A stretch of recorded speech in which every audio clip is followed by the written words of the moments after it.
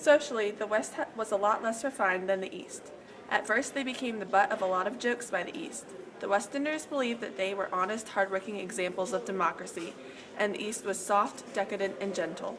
This provided a regional identity for the West. From the start, Western settlers wanted to be social. Communities formed around social gatherings and hoedowns. Also, the gender division of the West was clear in the home, but not like that of the East. Men and women worked in different areas, but as well as maintaining the home, women butchered hogs. Life for women in the West wasn't dainty. Economically, the West fared well because of their market economy. This market economy came about when farmers added a cash crop like cotton or wheat, since the prices were so high. However, this market economy put many farmers into debt because it was a risk. The farmers had no control over the distant markets, and in between the selling seasons, farmers were forced to take loans to sustain their families. The federal government had not yet found an effective policy for transferring public land to the small farmers to keep them out of debt. The Far West was slowly being explored by mountain men who were creating fur posts. John Jacob Astor founded the first fur trading post, Astoria, on the Columbia River in 1811. The transition from being reliant on Native Americans to get us furs to getting our own gave us a much more independent economy.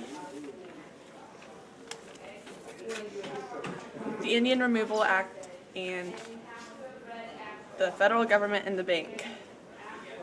In the West, the bank was liked by the rich and disliked by the majority of the people, who were small farmers. Wealthy Westerners called speculators liked the bank because the bank allowed them to borrow money to buy land that they could then resell at a higher price to small farmers. Small farmers, on the other hand, disliked the bank because the bank wasn't giving the small farmers loans to own land.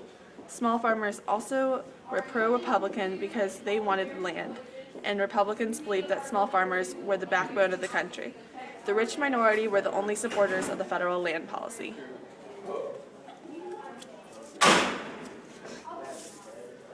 Slavery and the Indian Removal Act. Western civilization led to conflict with the natives.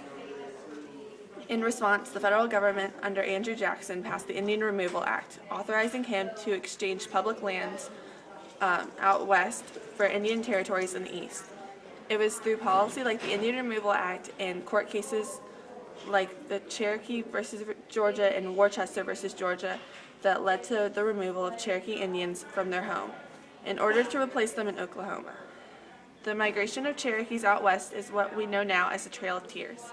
Slavery was a divided issue throughout the country, and it was no different in the West. The Old Southwest, consisting of states like Alabama and Mississippi, were highly in favor of the institution of slavery in order to fuel their production of cotton.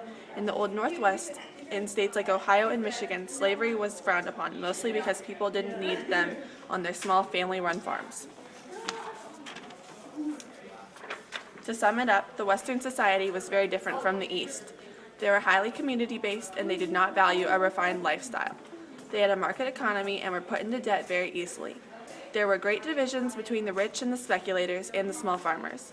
The rich minority approved of the Federalists, the National Bank, and the federal land policy. The small farmers were pro-Republican and anti-bank and federal land policy since it prohibited them from getting land to farm on.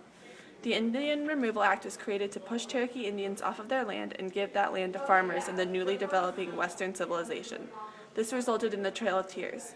The old southwestern states fully supported slavery because they needed them for farming and agriculture, and the old Northwest did not really need slaves because they had smaller family-run farms.